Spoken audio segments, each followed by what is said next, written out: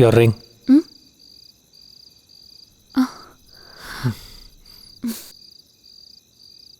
நான் ஃப்ரெஷ் ஆகிட்டு வரேன். சரி நீ போ. I'll go smoke and come. அதை விட முடியாதா? போதும் போதும். Guest room straight and right. Neela பேசி தீத்தாச்சா? அங்கிள்.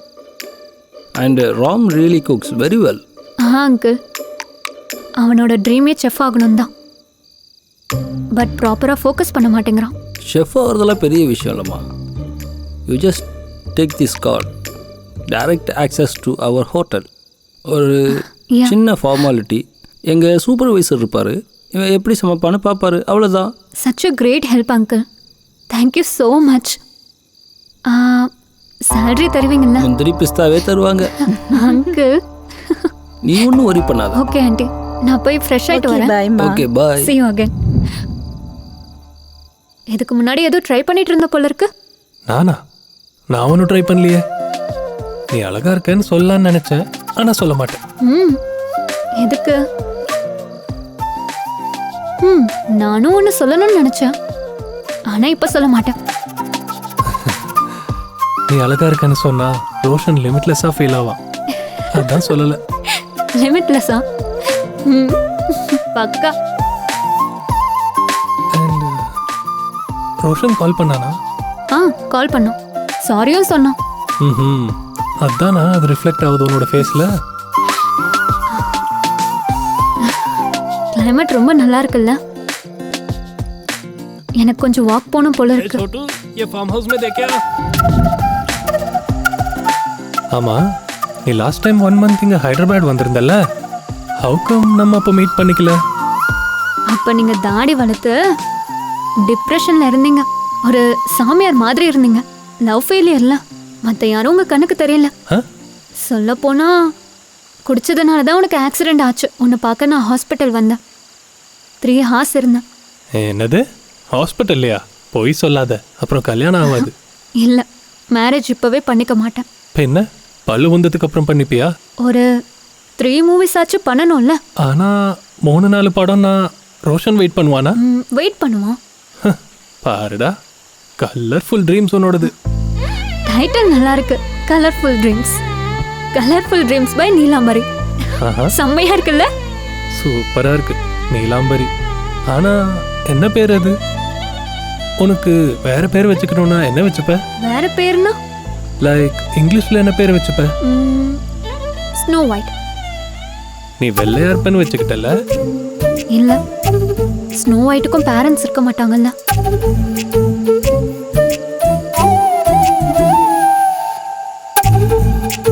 அப்படின்னா ரோஷன் பிரின்ஸ் சார்மிங்கா? Maybe, maybe not. மேபி நாட்டா? ஒரு சின்ன ஜர்னி லைஃப் ஜர்னியே மாத்திருச்சா? மாத்திருச்சுன்னு சொல்ல முடியாது, பட் யா ட்ரூனஸை கிட்ட இருந்து காமிச்சிருச்சு. அதனால தான் சொல்றேன், கல்யாணத்துக்கு அப்புறம் என் கூட லாங் டிரைவுக்கு வா, லைஃபை இன்னும் ட்ரூனஸோட காமிப்பேன். இந்த ஜர்னிக்கு ஆல்மோஸ்ட் என்கேஜ்மெண்ட் பிரேக் ஆயிடுச்சு. இன்னுமா? ஆனா உண்மைதானே, நான் ஒன்றும் பொய்யா நடிக்கலையே. பட் நீ என்ன பேர் வச்சுப்ப? நான் ஜானி சின்ஸ். ஜானி சின்ஸா? யா, உனக்கு தெரியாதா? அவர் ஒரு பெரிய டாக்டர், பெரிய இன்ஜினியர், பெரிய பிளம்பர், பெரிய சயின்டிஸ்ட், எல்லாமே பெருசுதான். மிஸ்டர் ராம், எப்பவுமே உனக்கு அதே நினைப்பு தானா? எல்லாருக்கும் அப்படிதான் இருக்கும் நீலா. லைக் ஐ செட், நான் ஜஸ்ட் ஓப்பன் அப் ஆகுறேன், அவ்வளவுதான். எல்லாரும் ஒன்றும் அப்படி இருக்க மாட்டாங்க. உன்னோட ரோஷனுக்கும் தான். நினைச்சேன், உன்னால அவனை பத்தி பேசாம இருக்க முடியாதே. Don't try to spoil my mind. எனக்கு தெரியும், உனக்கு ஒரு நல்ல பொண்ணு கிடைச்சா உன்னோட திங்கிங்கும் மாறும். உனக்கு ஒரு ப்ராப்பர் ரிலேஷன்ஷிப் பத்தி பேச ரைட்ஸே இல்ல. அப்ப நீயே சொல்ல, ஞானியாச்சே. ப்ராப்பரா அப்சர்வ் பண்ணா சாதாரண ஜனங்களோட எங்களை மாதிரி ஞானிங்க தான் ஜாஸ்தி. லவ்ல சிரிக்கணும், அழுகணும், பிரிஞ்சிடணும், அவ்வளவுதான். அப்ப ஞானி ஆகணும். ஞானி ஆகிறது ஒரு கிஃப்ட். உங்களுக்கு சான்ஸ் இல்லை. Only boys can enjoy that feeling. Love ஃபெயிலியருக்கு அப்புறம் அந்த ஃபேஸை என்ஜாய் பண்ணிக்கிட்டே, ஒரு ட்ரான்ஸ்ல இருந்துக்கிட்டே செல்ஃப்க்கு செல்ஃபை இன்ட்ரோடியூஸ் பண்ணிக்கிற ஃபேஸ் அது. அடேங்கப்பா, எனக்கு முன்னாடி நீயே ஒரு படம் எடுத்துருவ போல இருக்கே. எல்லா ரிலேஷன்ஷிப்ஸ்க்கும் ப்ராசஸ் ஒன்று தான். எக்ஸ்பிளைன் பண்ண. வெல், லவ் டு பிரேக்கப்பில் ஜென்ரலாக இருக்கிற ப்ராசஸில் 5 stages. ஒவ்வொரு ரிலேஷன்ஷிப்பில் டியூரேஷன் டிஃப்ரெண்ட்டாக இருக்கலாம், பட் ஸ்டேஜஸ் எல்லாமே சேம் தான். தெரியாமல் பார்க்கறது, டேரிங்காக ப்ரப்போஸ் பண்ணுறது, உலகத்தையே மறந்து போய் ஹாப்பியாக என்ஜாய் பண்ணுறது. டிஃப்ரென்சஸ் வந்ததும் ஸ்லோவாக அழுவுறது. பிரேக்கப் ஆனதும் கடவுளை திட்டிக்கிட்டு ஃபுல்லாக அழுவுறது. கவிதை எழுதுறது. அவ்வளோதான். பிஹெச்டியா? கவிதை நல்லா தான் இருக்கு. உனக்கு ஒரு நல்ல ரிலேஷன்ஷிப் கிடைச்சிருந்தா உன் லைஃபும் நல்லா தான் இருந்திருக்கும். லவ் பண்ணுற ஃபேஸ் லைஃப்பில் கான்ஃபிடென்ஸை இழக்க வைக்குமே தவிர வேற எந்த யூஸும் இல்லை.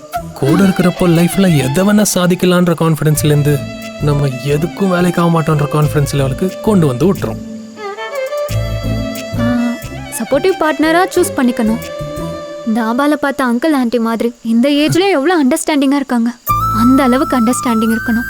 லைஃப்ல ஒண்ணுமே பண்ண முடியாதுன்னு நினைச்சவனுக்கு கூட எது வேணாலும் சாதிக்கலான்ற கான்ஃபிடன்ஸ் கொடுக்கும். அங்கிள் ஆண்டி மாதிரி ஜோடி 100ல 1 இருக்கும். அட, ஏன் எப்பவுமே நெகட்டிவா பேசிட்டு இருக்க?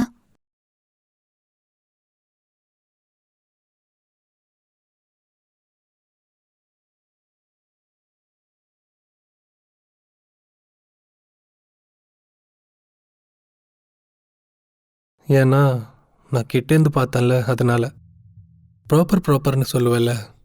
யா, நான் ப்ராப்பராக ஒரு சீரியஸ் ரிலேஷன்ஷிப்பில் இருந்தேன். லைஃப்பில் ஒரு டேர்னிங் பாயிண்ட். பெரிய ஹோட்டல், 7 கண்ட்ரீஸில் பிரான்ச்சஸ். செலக்ட் ஆனா டைரக்டாக இட்டாலி தான். செலக்ட் ஆனேன். வெளியே வந்து டைரெக்டாக அவள் வீட்டுக்கு போய் பேசலான்னு நினச்சேன்.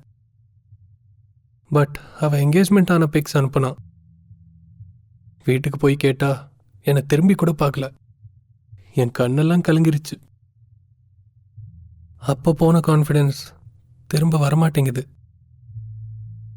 ஒரு மிஷின் மாதிரி ஆக்ட் பண்ணிக்கிட்டே வேலை பண்ணுறது என்னால் முடியாது. அம்மா அப்பா நமக்கு லைஃப்பில் பெரிய கான்ஃபிடென்ஸ். அங்கே என்கேஜ்மெண்ட், இங்கே வீட்டில் அம்மா அப்பா செப்பரேஷன்.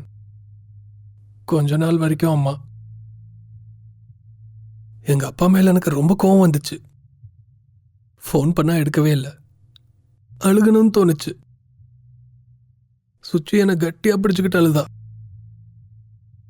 அப்பா முதல்ல புரிஞ்சுக்கிட்டு இருந்தா லைஃப் வேற மாதிரி இருந்திருக்கும்.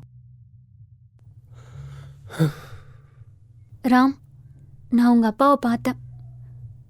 ரொம்ப கஷ்டப்பட்டாரு. அவரும் உன் அம்மாவும் பிரிஞ்சதுக்காக. உன் அம்மா சடனா இறந்து போனதை நினைச்சு அவர் ரொம்ப ஃபீல் பண்ணாரு.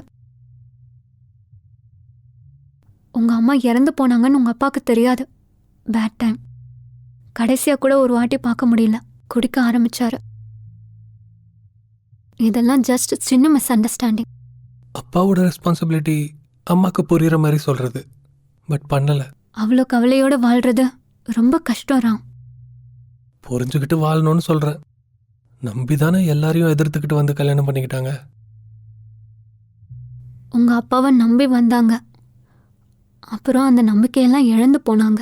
உன்னையும் சுச்சியையும் கூட்டிட்டு போனாங்க. உன்னோட அப்பா இடத்துல நீ இருந்திருந்தா என்ன பண்ணிருப்ப ராம்?